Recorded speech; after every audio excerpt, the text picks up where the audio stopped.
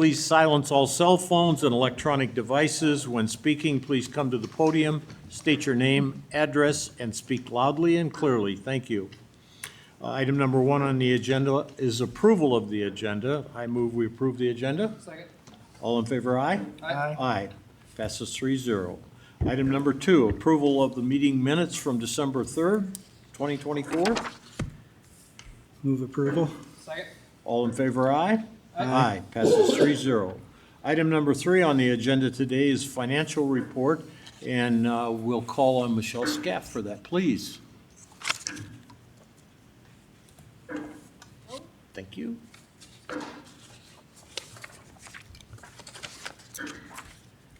A few changes here. There's a few expenditures under the taxable bonds that were approved last time to Hausman. And the miscellaneous revenues, we have some revenue related to interest earned on the miscellaneous fund, as well as expenses that were approved to Baker, Frederickson, and Allers and Cooney. And that would be it. Any questions?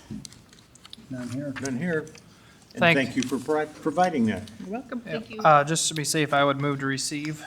That's not a bad idea. Second. All in favor, aye? Aye. Aye. Passes 3-0. Thanks, Thank you. Michelle. All right, item number 4 on the agenda is discussion and action on adding 3 unit heaters to the LEC. And on that, I would call on Woodbury County Building Services Director Kenny Schmidt, please.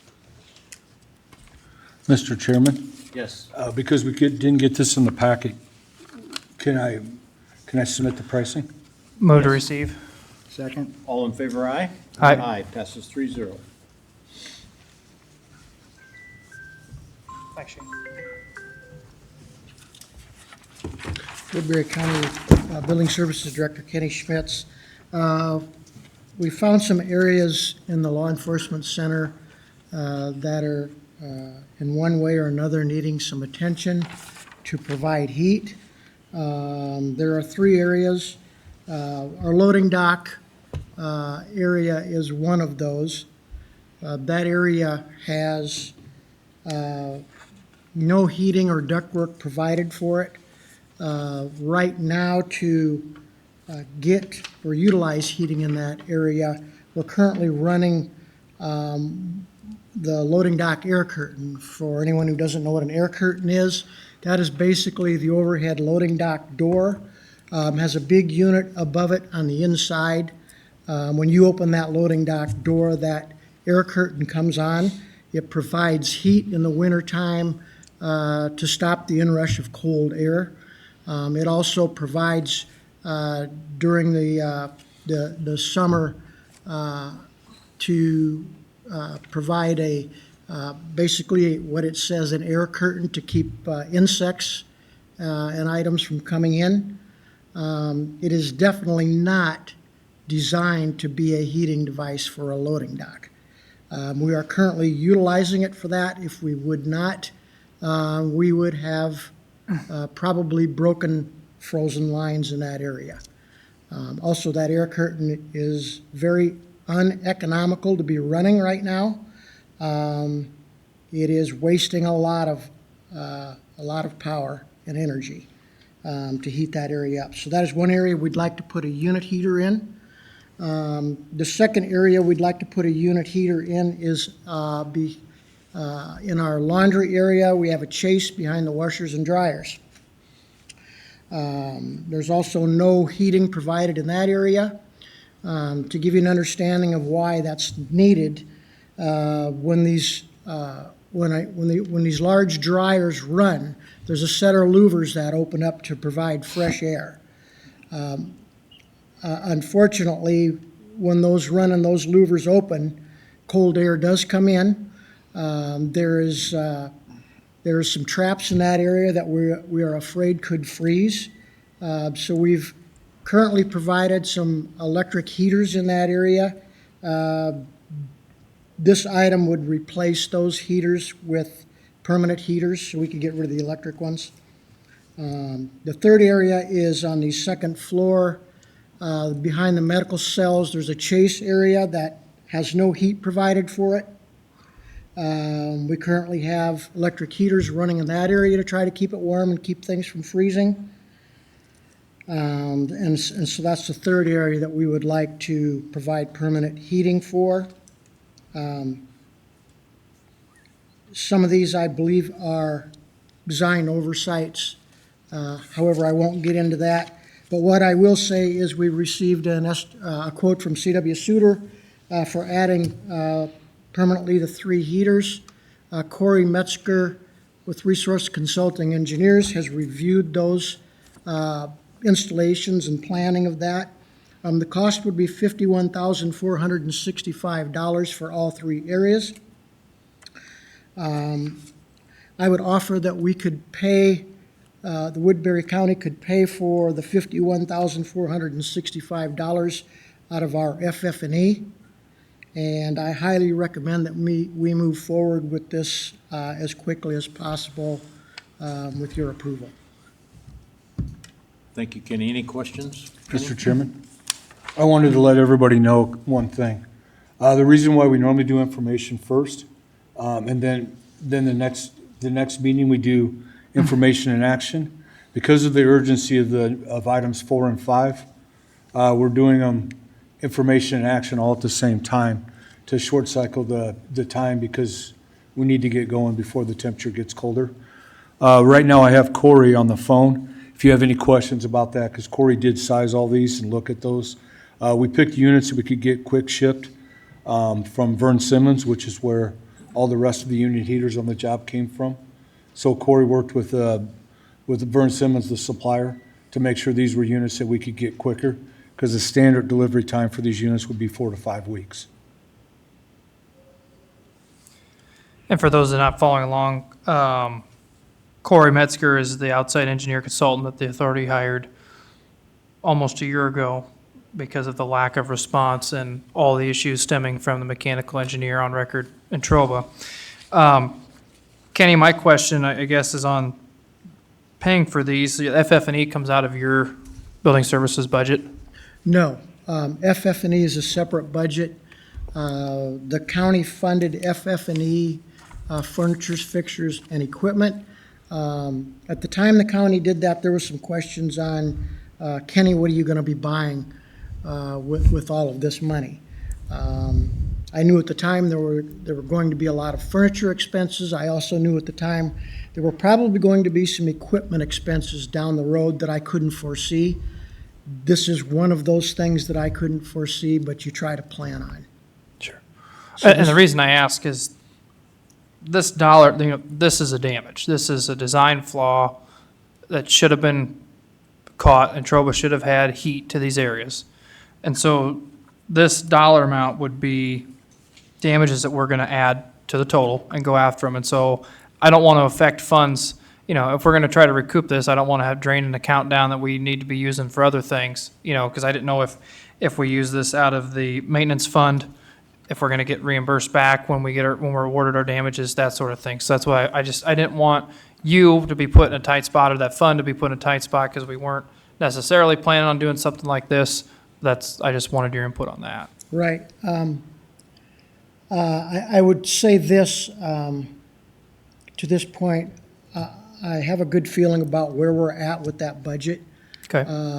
I think we're going to spend the total of the FF&E budget, especially when we see things like this that pop up.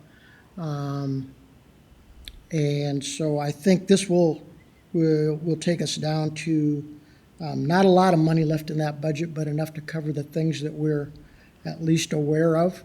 Hopefully there won't be any more surprises. But since this is separate, I would be more concerned if this were our operating budget, but it's not, so, Okay. So you're still comfortable with it coming out of FF&E? yes. Okay.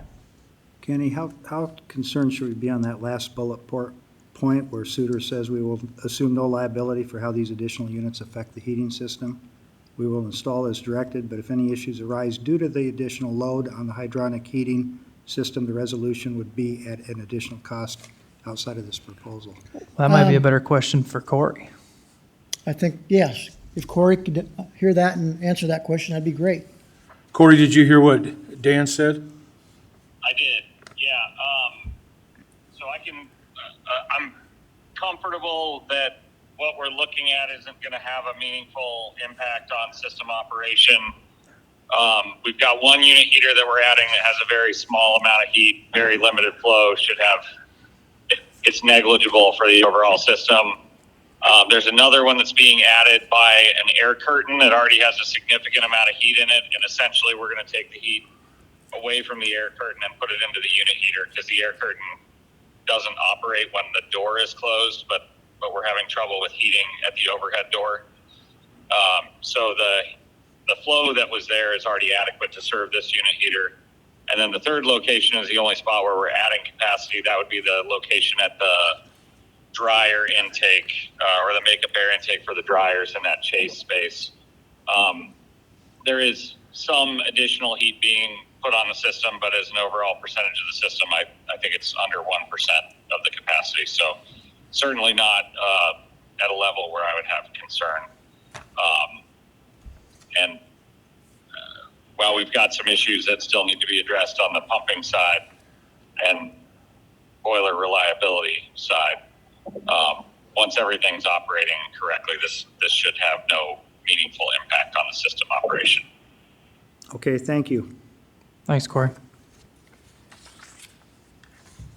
Any other questions or comments? Shane, would you want to just, you and I talked about this last week, about how this problem came up. Would you want to just talk about why this was found now and not a year ago? We talked about the supplemental heating that was going on out there, and So, sure. These unit heaters, as Kenny said, so the air curtain one, there was actually an RFI that was submitted by Suter to ask the question about that. And then Trobus said the air curtain was what they were using to heat the space. heat that space. That is 2 engineers removed from what we have now. Mark Schaefer did respond on Friday that he agrees with Corey's assessment for all the heaters that Corey has picked in there, and even said there was one more that he would consider in an elevator lobby. It's not in this proposal because we hadn't seen the temperatures being of a concern yet. Behind the dryers, let's pick that one. This came about because of PR 38 when they added the louvers to this space.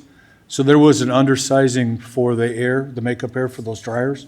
So they added a motorized damper that opens as the dryer stage on. What's supplying this cold air that Kenny spoke about, hitting the P-traps and all the different things of that nature. If they hadn't put that louver in there, of course, the dryer wouldn't function correctly, but we wouldn't have this heat issue. Sure. The last space in the building, it was called out in PR 38 as well, that space was missing heat. And they put a 6x6 register in that space that both Corey and Dale have looked at. And it's about the 10th of the size of the unit that they needed for that space. So Corey did, and both Corey and Dale, Dale Drent from Baker Group, working with Kenny, has come out there and looked at that. So this was the reason that we needed that. Mark, did that answer your question? Yeah, yep. I just wanted the public to be aware of how we've got here and what the timeline has been. So, thanks, Shane. Well, Kenny, if you're good with FF&E, then I'd go ahead and move approval of this bid from Suter. Second? All in favor, aye? Aye. Passes 3-0. Thank you. Thank you. Thank you. Item number 5 on the agenda today is discussion and action on hiring a commissioning agent, and I would call on Shane Albrecht from Baker Group and Corey Metzger from RCE to give us information on that. Okay, everybody should have seen in their packet, there's a proposal from Cornerstone Commissioning. Cornerstone Commissioning is a independent commissioning services company. So Corey, can you hear me still? I can. Would you start off on this one? I'll hold you by the speaker so everybody can hear you. Kind of give us a background on a building that's 124,000 square feet, and what commissioning does for you on that building and how it can help us with what we got for issues right now. Sure. So just briefly,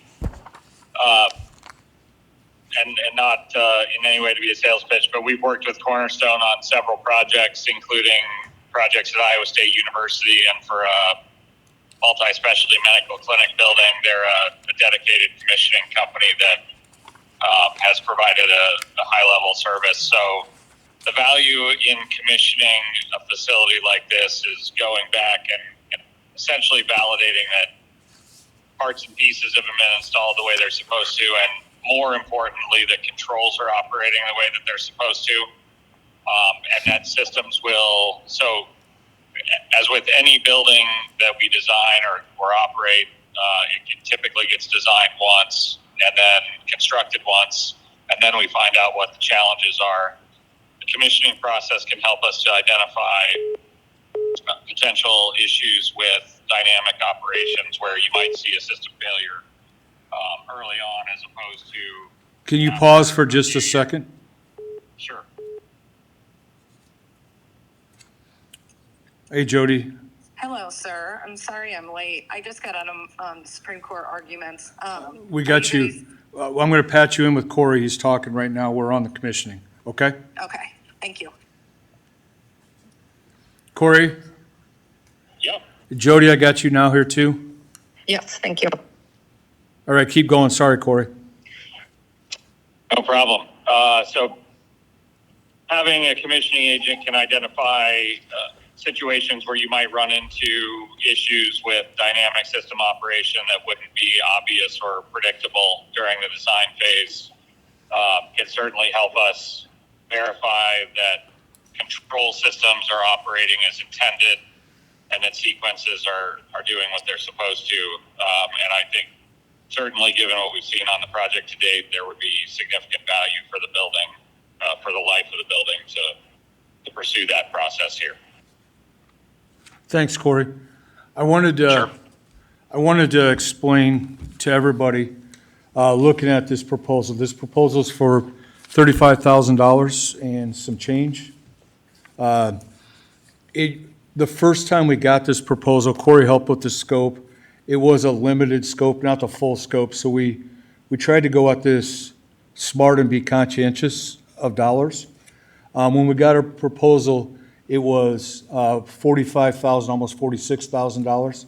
So I went back through the proposal with Corey's help and what I know, and we removed things like the mini split system. We're not having any trouble with the mini split system. It's working just fine.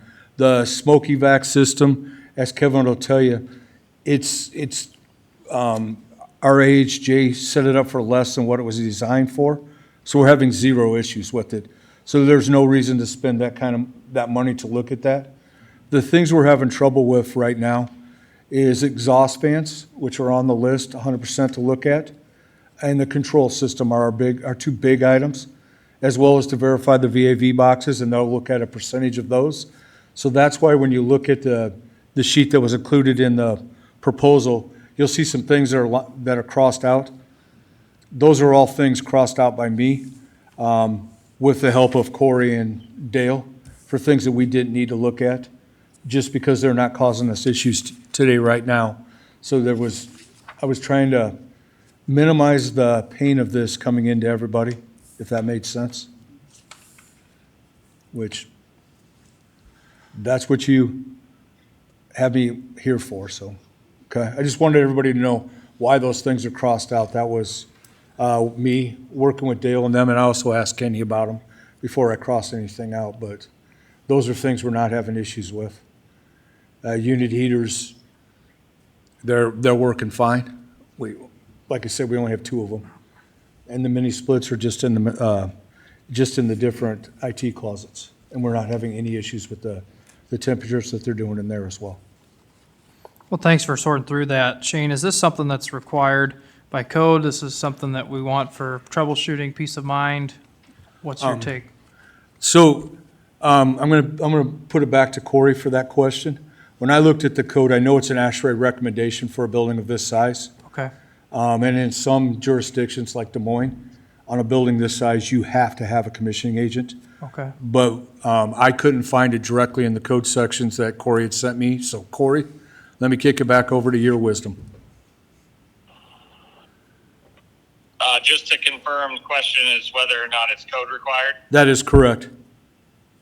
I believe that, and I apologize for not being there in person. I'm in the car right now, but I believe the International Energy Conservation Code 2012 edition, which is the energy code for the state of Iowa, would require it for this size of building, would require at least fundamental commissioning, which is essentially what we're looking at. Okay. But you, We may be going slightly beyond that with some of the items in the proposal, but I think that they're well worth having done to prevent much more significant costs and difficulties long term. and then the hope would be that we can kind of pinpoint some of these troublesome areas and get kind of an independent third-party review of Entroba's work in the system. Is that an accurate statement there, Corey? Yeah, the great thing about commissioning is that as a design engineer, I write control sequences all the time. I'm not fully equipped to dig into programming or system operation and verify that it was done the way that I intended for it to be when I sent out a set of documents. Commissioning agents do that all day, every day, so they can go in and check and say, yes, the system's working the way it's supposed to. Okay, thank you. I wanted to add one more thing. Kenny, you've had specific knowledge working with Cornerstone in the past here on the courthouse, correct? Yes, You also worked with the Keith Oberding and stuff on there. They went through Shooter's Control Program. They did a pretty decent job, right? correct. They did a very good job. I highly recommend, again, that this is something that the new law enforcement center needs. It's too bad it wasn't included earlier on.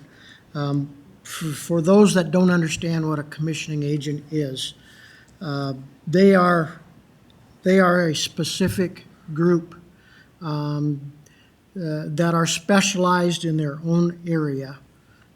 They are experts. It's not unlike an attorney, if you will, that specializes in divorces or attorneys that specialize in other things.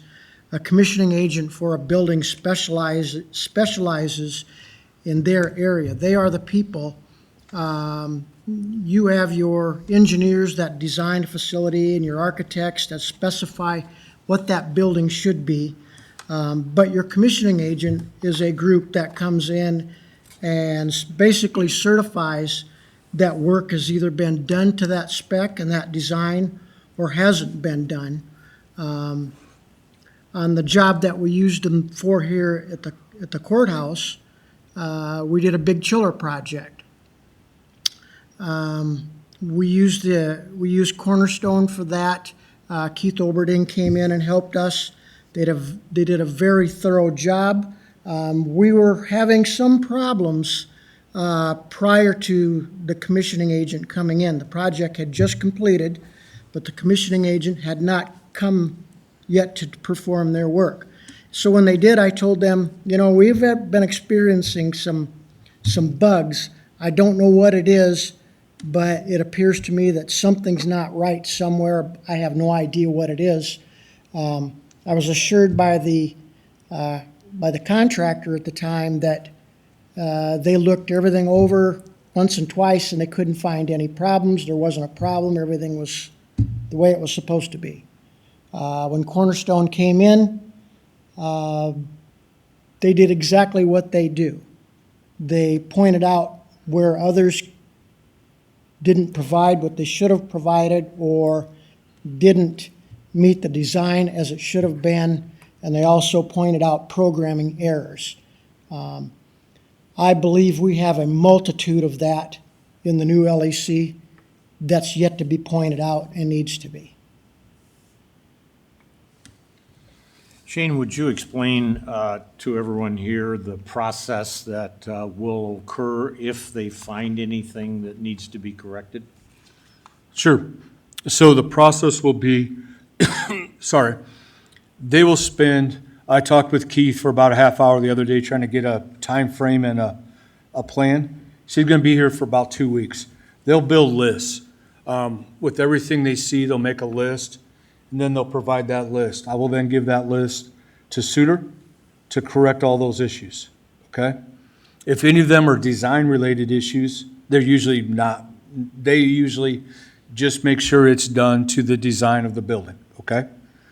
But if there is one of those, I'll get Corey involved in that and we'll go through that. But majority, then we'll give it to Suter. They'll have about 2 weeks where they'll spend to get this all corrected that's on the list. Then Keith will come back. It's usually a 3-4 day process.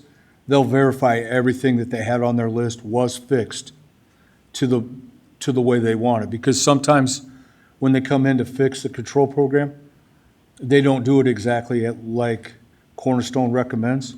So we need them to double check to make sure it is done correctly. So that's how that process then rolls. If there's any deficiencies from that second trip, Suter will then come back and correct those. And then we say our building has been commissioned. Cornerstone will provide a certificate that they've commissioned it. If we have other issues that we need to do, we then will bring Corey in to look at some of the control sequences once they get put in per the design. If some of those need to be tweaked, then at least we know we're starting from ground zero and we actually have a problem and we can prove that they need to be changed.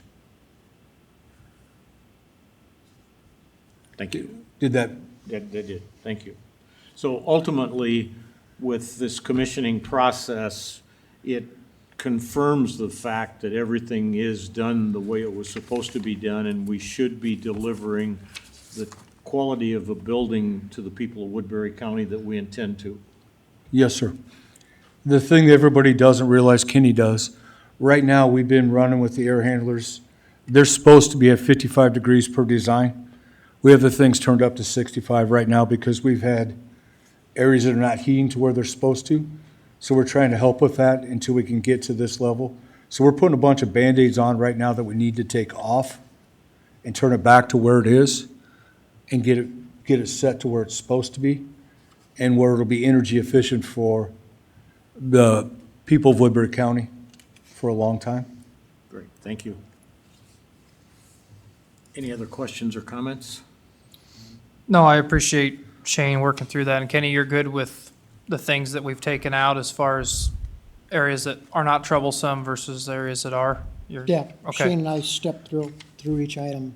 Yeah. All right, well, I appreciate you guys doing that. I'm supportive of this. I'm not going to speak for the other two members up here, but my faith and trust in Entroba is at an all-time low, which I didn't think was humanly possible.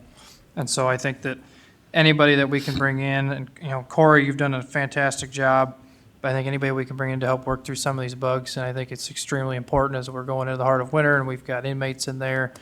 You know, it's just, we got to get this worked out, and we got to hold Entroba accountable, and I think this is a way we can do that, so. Any other questions or comments? No. So, this is an action item. Does it say, no, it does not. So these funds would probably come out of the maintenance fund? Yes. Okay. I would move approval of hiring a commission agent, Cornerstone Commissioning, for the amount of $35,000. Sorry, what's in here? I want to say it right here. Such a big guy. $35,950 payable out of the LEC Maintenance Fund. Second? All in favor, aye? Aye. Passes 3-0. Thank you, everyone. Okay, item number 6 on our agenda today is information and update on the LEC project. And again, I call on Shane Albrecht from Baker Group, please. Thank you. So basically, since our last update, today, we actually had the roofers out on site because we weren't just waiting on a roofing warranty. They had some corrections to do before we could get our warranty, so they were on site today correcting that stuff. There's a meeting, Kevin, Yes, sir. are you guys still trying to work with Kevin Brando from the company that did the reports to get that meeting set up to walk through their questions on the seismic bracing?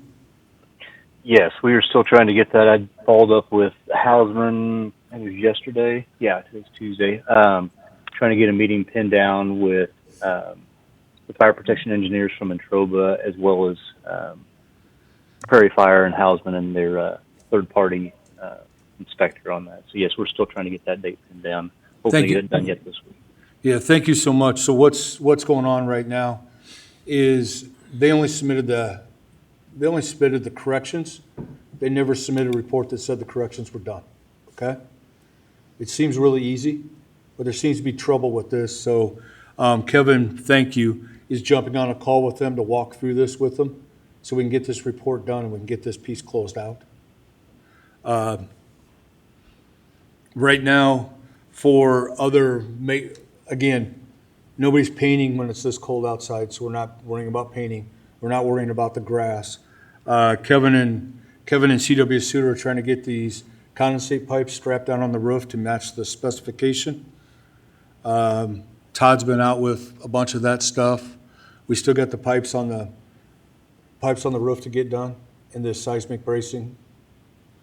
And Kevin, I think that's the majority of the stuff. Oh, I'm sorry, the roof. Still got to cut the membrane back around the roof drains, Yep. right? Yep, that is still on the list.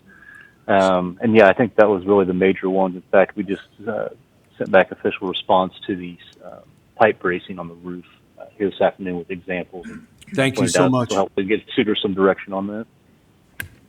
So for my update there, we're working toward the final completion items, and we have it down to basically, they made the corrections on the roof today, so we should be able to get a warranty now. Got the bracing, Kevin sent a response back on that. Suter will get that resolved hopefully before Christmas. And we got the seismic bracing. When we get a report, we can get that done. And that's gonna, because the washouts, and then cutting the roof back.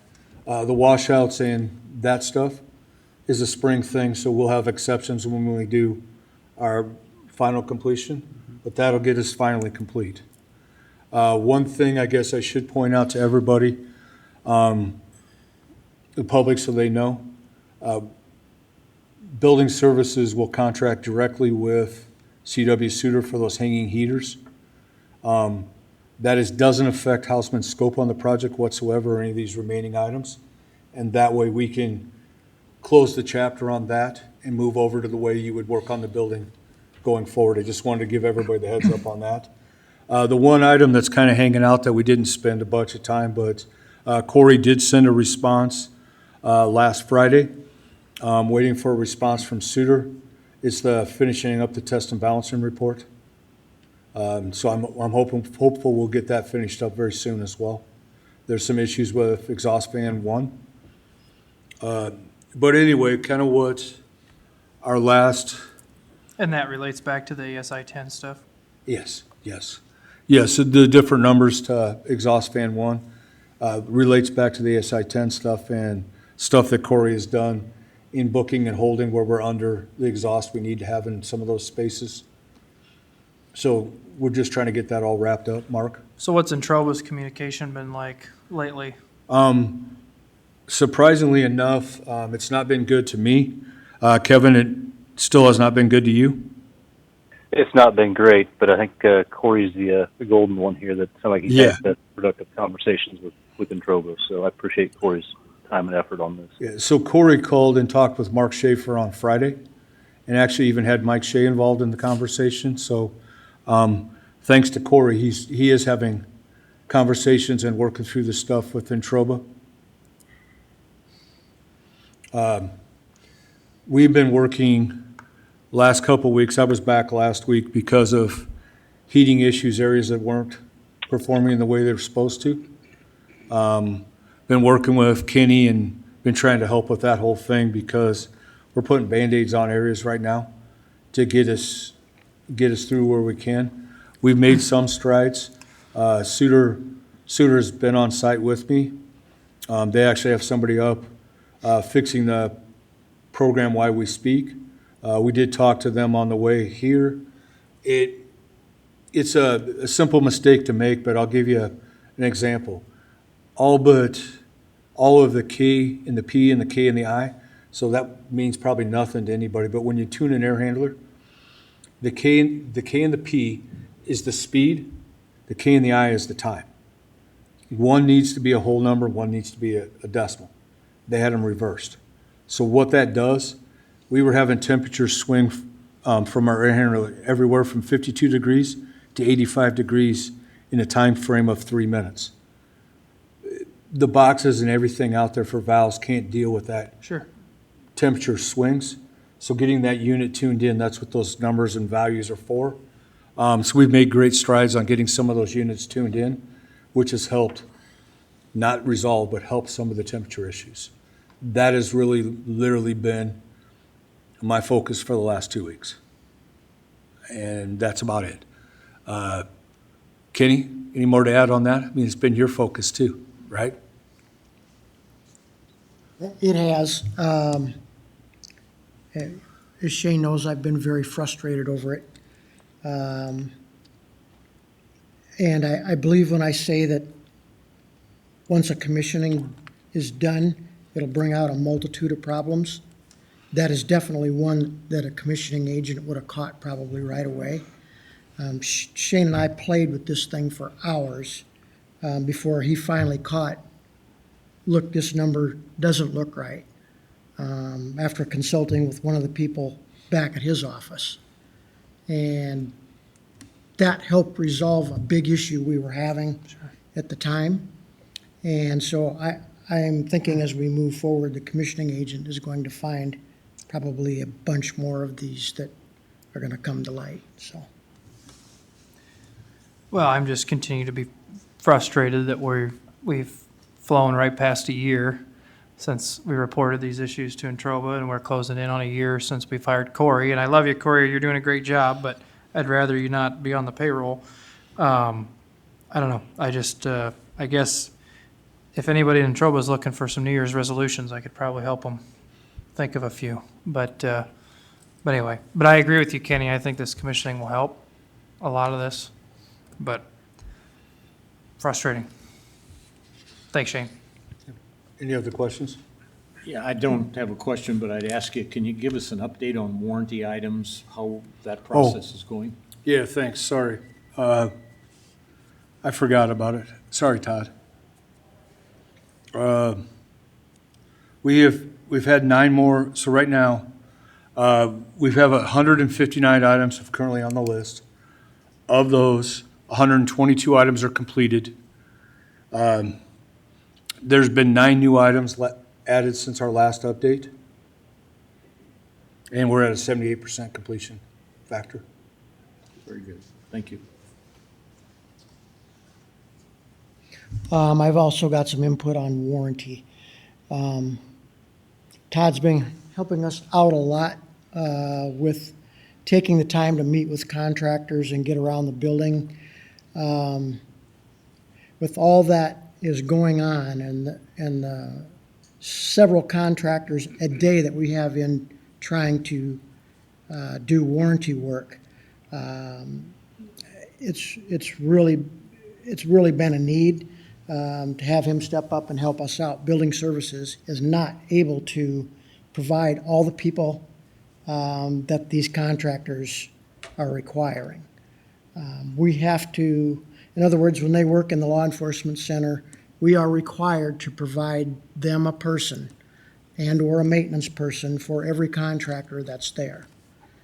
We average probably 3 per day, 3 contractors per day. I don't have enough staff to give them, to keep up with that pace. Todd's been helping and filling in, Shane's been helping and filling in, I've been helping and filling in. And so it's become quite a task. I'm hoping we get that list down and get it over with someday. But there are times when they come in and work on the same item repeatedly. And if there's not good follow-up, we just won't have a good record, I guess, of what's taken place and what's really needed moving forward. And making sure that things are getting completed as they should be. Unfortunately, we've now had to go to a list that Todd or my people and/or Shane are now checking off on. Whenever we have a contractor come in, we write who the contractor firm is, what the employee name is, and what they're doing there, and if they've actually resolved the problem they're there to fix or not, because we've had so many issues. So appreciate your help, Todd. Also, you and Shane and even Ron at times have tried to get people in and out of the building, so appreciate everybody's help. You mentioned 3, Kenny. How many did you have this morning? I think up at one time we were upwards of, I'm going to say 6. Yeah, I was gonna say, we had 6. Twice as many as normal. Yeah. Thank you, Kenny. Any other questions or comments? All right, with that, we'll move on to item number 7 on our agenda, public concerns. Seeing none, we'll move to item 8, authority members' concerns. Nothing further. All right, very good. With that, I make a motion that we go into closed session with Frederickson and Byron Law Firm under Iowa Code Chapter 2151C. Second? Roll call vote? Yes. Aye. Mr. Chairman, I do think before we leave while the public's here, we should tell everybody that we're thinking that we're not going to have a meeting on the 31st, because it's, our next scheduled meeting would be on New Year's Eve. So I think you should tell everybody our next meeting probably won't be till January. I think you already did that, and thank you. All right, everyone, thank you for being here. Thank you. Thanks, everyone. Have a Merry Christmas. You too, Kevin. All right, thanks, Corey. Thanks, Jody. Thank you. I'll call you the other line. Thanks. Yep, bye.